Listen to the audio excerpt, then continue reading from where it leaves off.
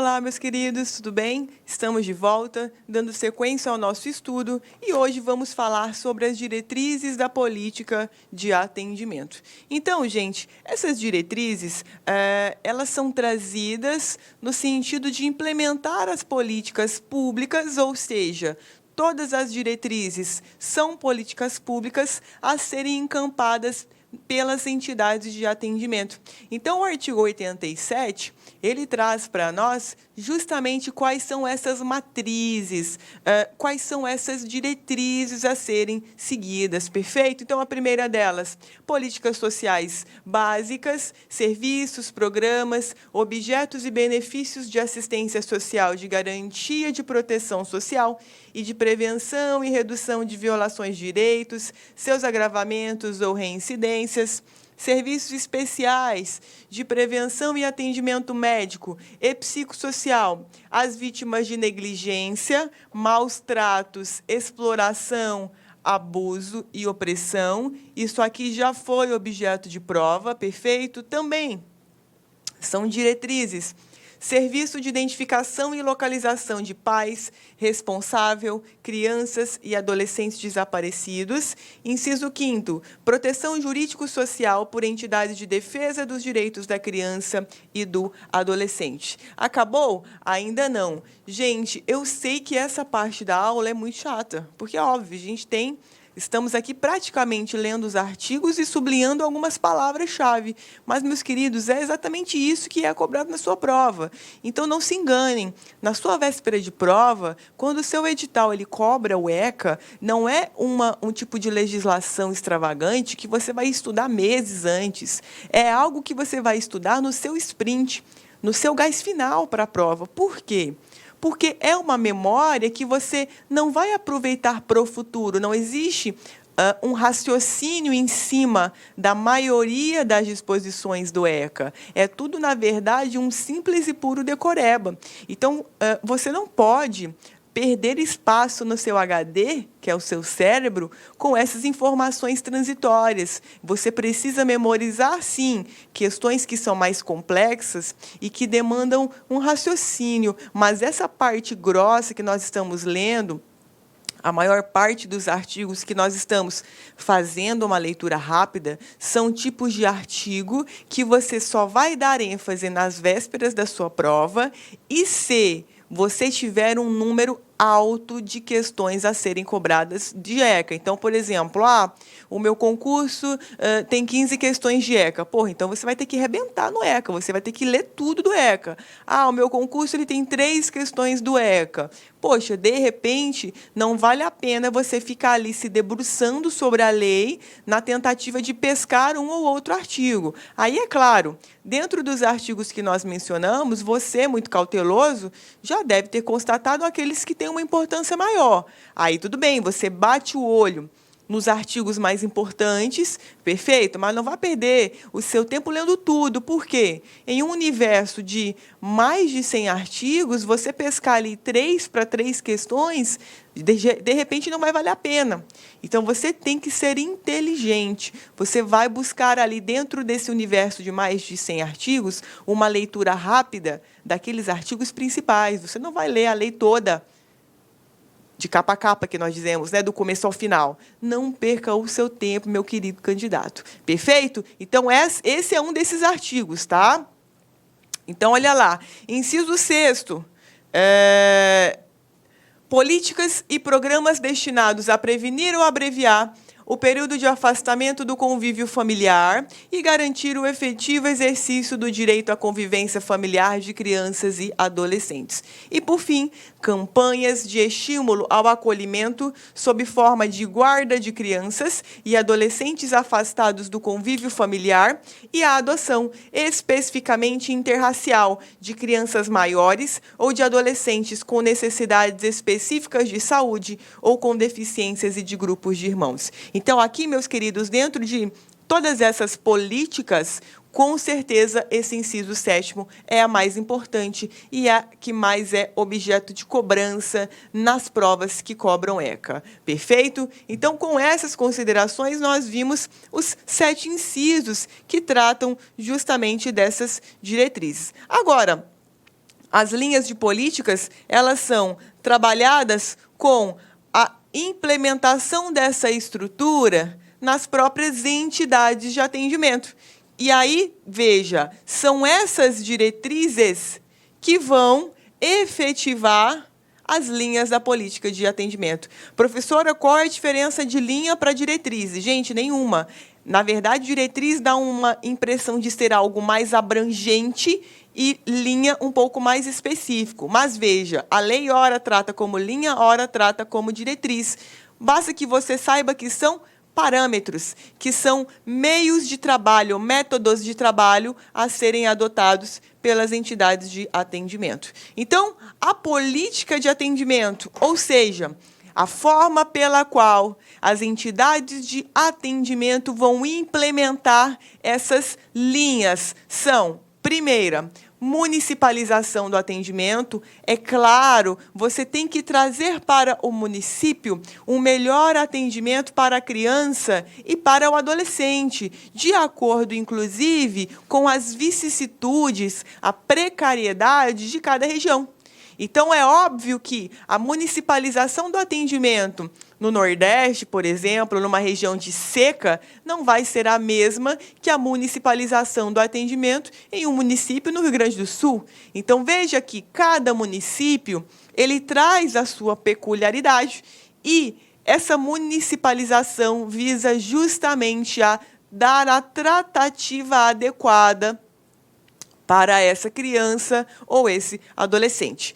Para além da municipalização, a gente tem também a necessidade de criação dos conselhos de direitos, que estão previstos em todos os âmbitos da federação. Como assim, professora? Ora, União, Estados e municípios são órgãos deliberativos, ou seja, vão deliberar, vão votar, vão escolher como é que vão ser direcionadas as verbas orçamentárias, os quais fazem a gestão de fundos, o cadastramento de entidades e assim por diante. Então, os conselhos de direitos, eles são destinados à gerência dos valores que vão ser utilizados na implementação dessas políticas. Perfeito?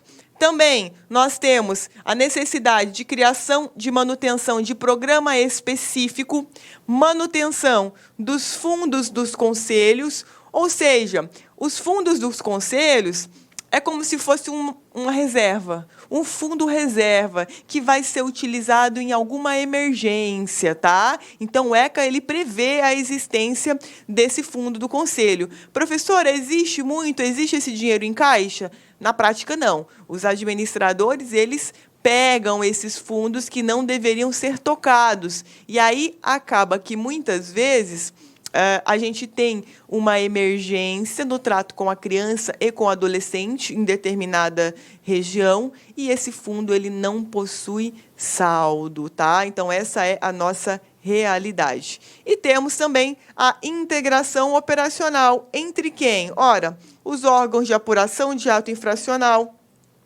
órgãos para o acolhimento institucional, né? Nas próximas partes das outras aulas, a gente vai ver cada uma dessas, cada um desse passo a passo, cada estágio, acolhimento, prática de ato infracional, processamento, a gente vai entender mais ou menos como é que funciona essa integração operacional. Perfeito? E aí, para arrematar, o artigo 90, ele vem falando sobre as entidades de atendimento. Esse artigo, é óbvio, você vai marcar, porque é um dos que você precisa levar sabendo para o dia da prova. Então, veja, as entidades de atendimento são responsáveis pela manutenção das próprias unidades, assim como planejamento e execução de programas de proteção e socioeducativos destinados a crianças e adolescentes, em regime de, primeiro, orientação e apoio sociofamiliar, 2, apoio socioeducativo em meio aberto, ou seja, o que é isso? O regime de apoio socioeducativo ele não se aplica aos adolescentes que praticam ato infracional, tá? Então, a gente vai ver que existe um apoio socioeducativo, mas ele recebe uma limitação. A gente vai ver isso mais para frente, não se preocupem agora. Inciso 3º, colocação familiar. Depois, acolhimento institucional, prestação de serviços à comunidade, liberdade assistida, semi-liberdade e internação. Aqui, meus queridos, está a gradação de aplicação de medidas ante a prática de ato infracional pela criança ou pelo adolescente, tá? Agora, quando nós estamos tratando de entidade de acolhimento familiar, nós temos que ter em vista que o 92, ele estabelece também princípios que deverão ser adotados, observados por essas entidades de acolhimento familiar e institucional. O acolhimento familiar, a gente vai ver que é aquele em que a criança ou adolescente voltam ao convívio da própria família. E o acolhimento institucional, como o nome nos sugere, ele leva a criança ou adolescente para uma instituição, geralmente denominada, por exemplo, casa-lar, casa-abrigo. Perfeito? Então, veja, quais são os princípios? Preservação dos vínculos familiares e promoção da reintegração familiar. 2. Integração em família substituta, quando esgotados os recursos de manutenção na família natural ou extensa. Inciso 3º, atendimento personalizado em pequenos grupos, desenvolvimento de atividades em regime de coeducação, não desmembramento de grupos de irmãos, evitar sempre que possível a transferência para outras entidades de crianças e adolescentes abrigados, participação na vida da comunidade local, preparação gradativa para o desligamento e inciso 9º, participação de pessoas da comunidade no processo educativo. Então, como que funciona na prática essa entidade de acolhimento familiar ou institucional? Bem, o dirigente que desenvolve esse programa, ele é chamado de guardião. Ele é equiparado ao guardião. Quem é o guardião? Bem, a gente já viu em outras aulas que o guardião é aquele que faticamente convive e gere a vida da criança ou do adolescente. Tanto é assim que a gente estudou que o pedido de guarda é, na verdade, uma regularização de uma situação fática que já ocorre. Ou seja, determinada criança ela já é cuidada pelo guardião. E, para legalizar essa situação, é que se faz o deferimento, a concessão da guarda, para que ele possa incluir, por exemplo, essa criança no plano de saúde, matricular numa creche, numa escola de ensino fundamental, e assim sucessivamente. Quando se trata de entidade de acolhimento institucional, o dirigente é equiparado a essa pessoa, ou seja, o responsável, de fato, pelo bem-estar dessa criança ou desse adolescente, tá? E aí, o que acontece? Esses dirigentes, eles remetem ao juiz, no máximo a cada 6 meses, um relatório circunstanciado sobre a situação de cada criança ou adolescente que estão sob os seus cuidados, tá? Então, esse prazinho aqui, gente, de 6 meses, você precisa memorizar, porque ele cai bastante, tá? Então, por sua vez, o parágrafo 3º, ele diz o seguinte, que os entes federados, sempre através do Executivo Judiciário, vão promover de forma permanente a qualificação das pessoas que trabalham nessas entidades de acolhimento. Perfeito? E dentro dessa capacitação, você terá a inclusão de membros do Ministério Público, do Conselho Tutelar e do próprio Poder Judiciário. Ou seja, as pessoas que trabalham dentro do universo das entidades de acolhimento familiar, elas possuem uma capacitação especial justamente para lidar com esse tipo de trabalho. Então, você tem ali uma equipe multidisciplinar formada por psicólogo, assistente social, você tem ali também uma capacitação a nível nesse mesmo nível para o próprio diretor, o gestor ali daquela entidade. Geralmente também são profissionais da área do serviço social, justamente para ter um trato diferenciado quando for acolher essa criança ou esse adolescente. E é claro que o membro do Ministério Público, que é o titular da ação de guarda, né, que é o titular da ação de destituição do poder familiar, por exemplo, ele quem gere as questões de interesse da criança e do adolescente, ele também deve ter uma sensibilização, assim como também o juiz que vai julgar o caso, com relação ao universo daquela ou essa criança ou adolescente que estão em situação de risco. Maravilha?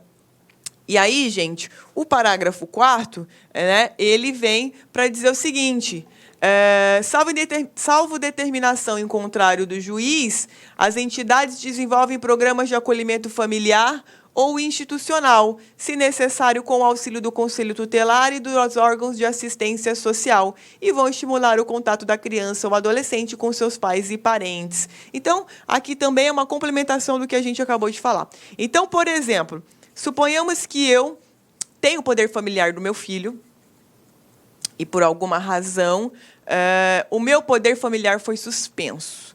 Então, eu não perdi o poder familiar, ele foi suspenso, então, portanto, eu não posso mais cuidar do meu filho neste exato momento. Esse meu filho, suponhamos que eu não tenho nenhuma família extensa em que ele possa ser remanejado, encaminhado. O que vai acontecer com ele? Ele vai por lar da criança. E aí, eu, mãe biológica, que ainda tem o poder familiar, contudo ele está suspenso, eu posso visitar esse meu filho? Posso, periodicamente. Exatamente essa a intenção aqui do parágrafo 4º. Vai haver um estímulo do meu contato com a criança ou adolescente, porque, na verdade, a intenção é que eu resolva a minha situação, que deu origem à suspensão do meu poder familiar, para que eu possa acolher de volta o meu filho biológico. Perfeito? Depois, ainda no mesmo artigo, parágrafo 5º, esse artigo é imenso e ele cai sempre, tá, gente? As entidades que desenvolvem programas de acolhimento familiar ou institucional somente poderão receber recursos se comprovados o atendimento dos princípios e exigências e finalidades dessa lei. Claro, então há possibilidade de recebimento de recursos, tranquilo. Depois, parágrafo 6º, o descumprimento das disposições desta lei pelo dirigente da entidade é causa da sua destituição, sem prejuízo da sua responsabilização civil e da sua responsabilização criminal. Perfeito? E aqui, gente, o parágrafo 7º, para arrematar, que cai bastante. Quando se tratar de criança de 0 a 3 anos em acolhimento institucional, dar-se-á especial atenção à atuação de educadores de referência estáveis e qualitativamente significativos, às rotinas específicas e o atendimento das necessidades básicas, incluindo as de afeto como prioritárias. Então, veja, pessoal, aqui a criança de 0 a 3 anos ela tem um atendimento hiper especial dentro da entidade de acolhimento, tá? Então, basicamente, é isso que o parágrafo 7º diz. Então, veja, em regra, essas entidades de acolhimento, elas vão receber crianças e adolescentes que são encaminhadas pelo juiz da vara da infância, através de uma guia de acolhimento e somente em hipóteses excepcionais é que não vai haver o remanejamento com a guia, que são situações emergenciais. Olha lá, é o teor do 93. As entidades que mantenham programa de acolhimento poderão, em caráter excepcional, acolher crianças e adolescentes sem prévia determinação da autoridade competente, fazendo comunicação do fato em até 24 horas ao juízo da infância e da juventude. Como assim, professora? Bom, suponhamos que você tem uma criança que está em uma situação de risco e isso é constatado num domingo pelo Conselho Tutelar. Bem, naturalmente que você vai ter ali um juízo plantonista, mas se, por exemplo, esse juiz plantonista, ele não puder despachar, ele não puder decidir para encaminhar essa criança para o lar, o que o conselho ele vai fazer? de forma emergencial, vai levar essa criança para o acolhimento institucional e, logo em seguida, eles vão informar para o juiz especializado da Vara da Infância e da Juventude acerca dessa situação de risco na qual a criança foi encontrada. Então, há uma comunicação posterior. Não houve, portanto, a necessidade de uma expedição antecipada da guia de encaminhamento para o lar, tá? Mas isso não é a regra. A regra é o procedimento antecedente. Existe uma decisão judicial da Vara da Infância e da Juventude, a expedição dessa guia de acolhimento e aí o encaminhamento dessa criança ou desse adolescente para a entidade de acolhimento institucional. Perfeito? E aí, veja, parágrafo único. Recebida a comunicação, a autoridade judiciária, ouvido o MP, e, se necessário, com o apoio do Conselho Tutelar, tomará as medidas necessárias para promover a imediata reintegração familiar da criança ou do adolescente. Ou, se por qualquer razão não for isso possível ou recomendável, para o seu encaminhamento a programa de acolhimento familiar, institucional ou a família substituta. Então, o que vai acontecer? A criança foi para o lar, de forma provisória, rápida. O que as pessoas vão fazer? O que a equipe multidisciplinar vai fazer? Gente, vamos procurar a família extensa dessa criança. Quem, sem ser a mãe ou o pai, que não tem condições, já que a criança está em uma situação de risco, ou adolescente, vão poder receber e cuidar desse adolescente. Logo que a equipe multidisciplinar encontrar isso, a criança ou o adolescente, eles vão sair do acolhimento institucional e vão ser remanejados para essa família extensa, até que seja decidido o que vai ser feito com essa criança ou com esse adolescente. Ou seja, se alguém da família extensa vai tomar aquela criança ou adolescente para seus cuidados, ou se, não sendo essa a hipótese, para depois, no futuro, quando houver a destituição do poder familiar dos pais biológicos, essa criança ou esse adolescente estiverem aptos para adotar. E aí nós dizemos, portanto, serem colocados em família substituta. Mas isso lá na frente, depois de todo um processamento, depois de toda uma busca de manutenção da criança na família extensa, ou seja, aquela família que possui uma afinidade, consanguineidade com essa criança ou esse adolescente, é que aí ele será remanejado para o Cadastro Nacional de Adoção. Perfeito? Então, veja que exatamente esse o resumo. Então, você vai ter os relatórios realizados e encaminhados para o juiz, e dependendo do relatório dessa criança que foi colocada nesse acolhimento emergencial, perfeito? A criança será enviada para a família substituta. O relatório é assinado por técnicos responsáveis, claro, é a equipe multidisciplinar, tá? Bem como será encaminhado para análise do Ministério Público e o ingresso da ação para colocação em família substituta, se for o caso. Claro, o Ministério Público é quem cuida dos interesses dessa criança ou do adolescente, no sentido de pedir a destituição do poder familiar, a suspensão do poder familiar, a colocação dessa criança ou desse adolescente em família substituta, perfeito? O relatório para devolver a família natural é enviado ao juiz, assinado apenas pelos técnicos da entidade. Não é preciso passar pelo MP. Ou seja, se dentro dessa transição lá na entidade de acolhimento, a equipe multidisciplinar vê a possibilidade de devolução para a família natural, é isso que vai acontecer, tá? Qual é o prazo? 18 meses. Tá? Podendo ser prorrogado se for o interesse da criança e do adolescente. Ou seja, o que é 18 meses? Gente, a permanência da criança e do adolescente nessa entidade de acolhimento institucional, ou seja, essa transição, essa bagunça, vai perder o poder familiar, vai suspender, vai colocar para morar junto com os avós, com os tios, vai manter na família extensa. Toda essa bagunça tem que ser resolvida em 18 meses. Necessário ou cabível uma prorrogação, mas por quê? Quanto mais tempo essa criança fica ali, mais velha ela se torna e é mais difícil para ela ser adotada. Então, por isso é que ele trabalha com esses prazos, que são prazos longos também. Então, essa questão toda, esse problema, essa divergência sobre quem vai da família extensa ficar com essa criança, ou se ela vai voltar para a família natural, ou se realmente ninguém tem condições de cuidar dessa criança, ela vai para a adoção, tem que ser resolvido em 18 meses, prorrogáveis por mais 18. Então, guardem esse prazo, porque realmente ele cai bastante, tá?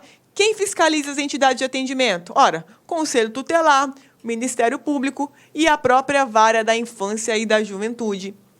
Então, veja, as entidades governamentais e não governamentais serão fiscalizadas pelo Judiciário, MIPE e conselhos tutelares. Os planos de aplicação e as prestações de contas serão apresentadas ao Estado ou ao município, conforme a origem das dotações orçamentárias. Como assim, professora? Ora, quem deu grana para essa entidade? Foi o município? Então, quem olha é o município. Ah, não, foi o Estado. Quem vai olhar vai ser o Estado. Tudo bem? Essas entidades podem sofrer penalidades em razão da má gestão? Claro que podem.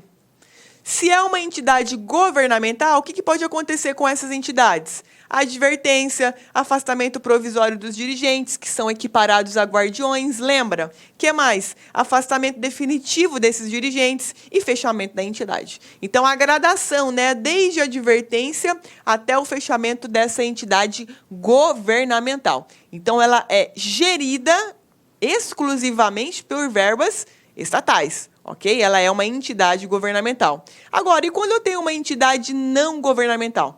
Que é uma entidade que dá o apoio, dá o suporte, mas também existem ali recursos que não são provenientes do Estado. Como que funciona? Bem, também 4 medidas.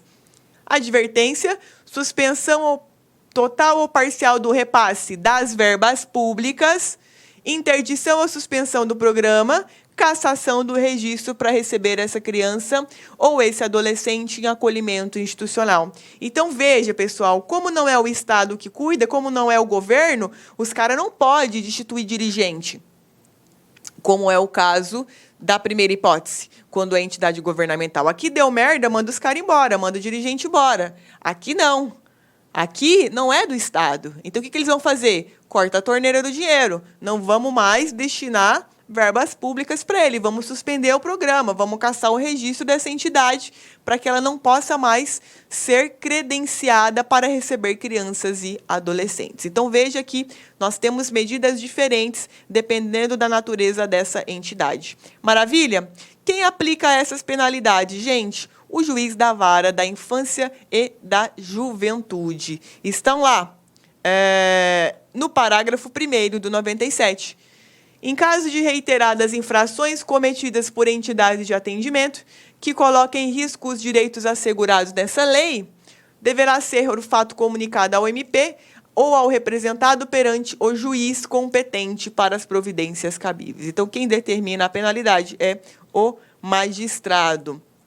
E aí é claro que tanto as entidades governamentais quanto as não governamentais, elas vão responder pelos danos que seus agentes, no desempenho de suas funções, causarem às crianças e aos adolescentes, caracterizado, claro, o descumprimento dos princípios que nós estudamos agora há pouco. Então, gente, esse artigo ele é muito legal, porque ele trata do procedimento ali, da sanção com relação à entidade de atendimento. Então, também é um artigo que vale a pena você grifar aí no seu material, porque ele cai bastante em prova. Tudo bem?